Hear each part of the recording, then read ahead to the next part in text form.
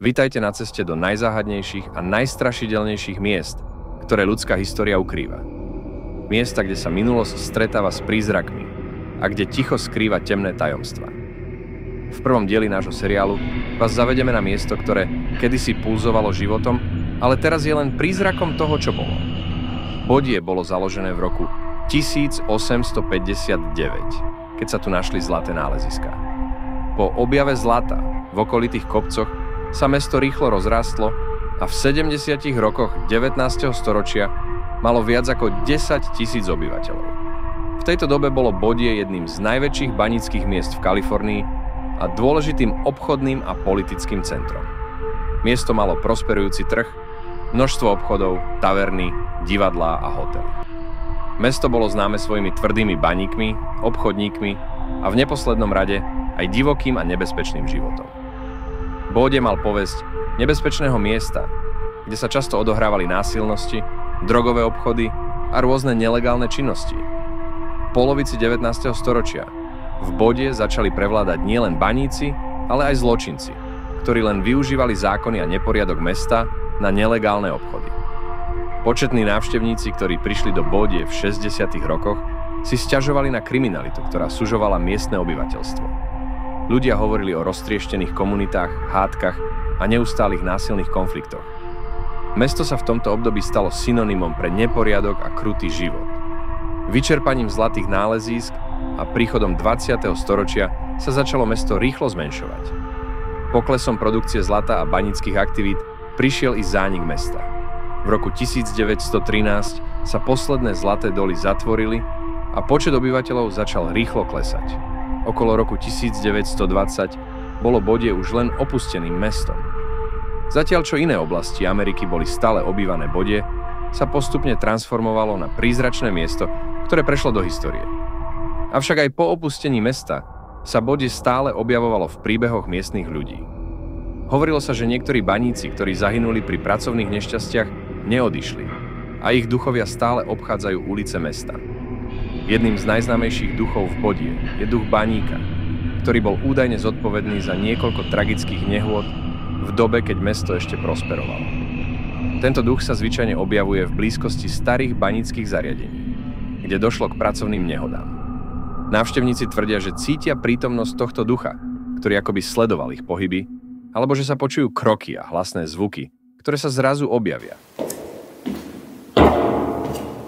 Niektorí ľudia tvrdia, že v Bodie sa pohybuje aj duch ženy, ktorá údajne zomrela v dôsledku tragického násilia alebo nehody.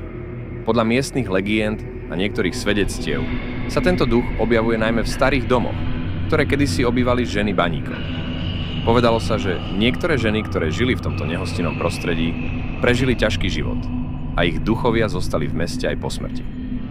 Tento duch je často popisovaný ako postava, ktorá sa objavuje na oknách a zrazu zmizne alebo sa zjavuje v tme, kde údajne počuť aj zvuky jej krokov.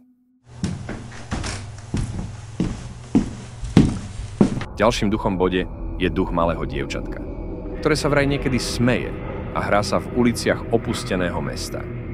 Tento príbeh patrí medzi najdesivejšie legendy spojené s Bodie, pretože detské hlasy a smiech v takomto tichom a pustatinou obklopenom mieste pôsobia ešte strašidelnejšie.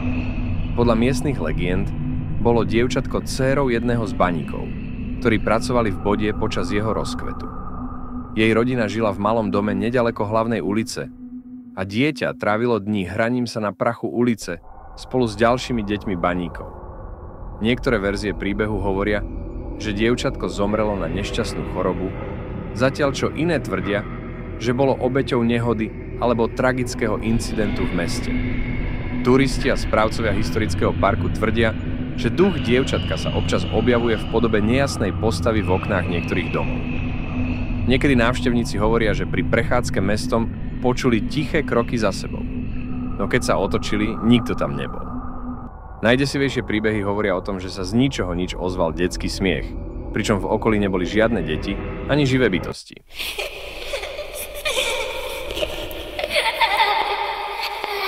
Niektoré príbehy hovoria o duchovi bývalého šerifa, ktorý zomrel počas násilných konfliktov medzi miestnymi zločincami a zákonodarcami.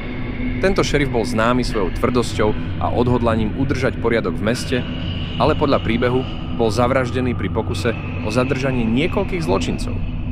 Niektorí návštevníci tvrdia, že videli jeho ducha v okolí bývalej budovy policajnej stanice alebo dokonca na niektorých miestnych uliciach, kde sa pohybuje, ako keby stále vykonával svoju prácu, kontrolujúc okolité dianie. Mesto duchov Bodie nie je len opusteným miestom s tragickou minulosťou, ale aj miestom, kde podľa legend spočíva starodávna kliatba. Táto kliatba sa týka každého, kto si z tohto mesta vezme akýkoľvek predmet. Kameň, drevo, kus kovu alebo akýkoľvek suvenír. Ľudia, ktorí tak urobili, údajne zažili sériu nešťastí, ktoré ich prinútili vrátiť ukradnutý predmet späť. Nikto presne nevie, kedy a ako táto kliatba vznikla, ale niektorí tvrdia, že ide o pomstu duchov bývalých obyvateľov Bodie. Podľa niektorých povestí môže byť kliatba aj dôsledkom dávnej indiánskej mágie. Pôvodní obyvatelia tejto oblasti totiž verili, že narušenie svätej pôdy prináša nešťastie bývalých obyvateľov Bodie, ktorí nechcú, aby sa s ich mestom manipulovalo. Mnohí veria, že baníci a ich rodiny, ktorí v tomto meste trpeli, stále strážia svoje bývalé domovy a trestajú každého, kto sa pokúsi odniesť kúsok ich histórie. Nešťastia, ktoré postihli zlodejov. Mnoho ľudí, ktorí si z Bodie odniesli suvenír, tvrdí, že ich postihlo. Nevysvetliteľné nešťastia, zlé finančné rozhodnutia, strata práce, podvody. Vážne choroby, niektorí hlásili náhle ochorenia, ktoré nemali žiadne lekárske vysvetlenie. Autonehody a úrazy, časté sú príbehy o dopravných nehodách alebo zvláštnych zraneniach. Paranormálne javy, doma počuli zvláštne zvuky, mali nočné mory alebo cítili zvláštnu prítomnosť. Ľudia, ktorí zažili nešťastie, si často spomenuli na suvenír, ktorý si odniesli a rozhodli sa ho vrátiť späť.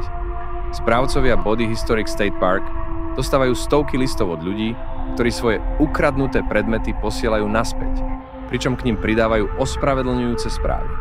Niektoré listy obsahujú zúfalé príbehy o smole, ktorá sa ich držala, až kým sa nerozhodli predmet poslať naspäť. V jednom liste stálo: odkedy som si vzala tento kameň z Bodie, všetko v mojom živote sa začalo rúcať. Môj biznis skrachoval, môj manžel ma opustil a mala som nehodu na diaľnici. Prosím, vráťte tento kameň tam, kam patrí. Nechcem, aby ma táto kliatba ďalej prenasledovala. Bodie je len prvým z 10 strašidelných miest, ktoré vám prinesiem v tomto seriáli. Každý útorok sa vydáme na ďalšie tajomné a desivé miesta, kde minulosť nikdy celkom neutíchla.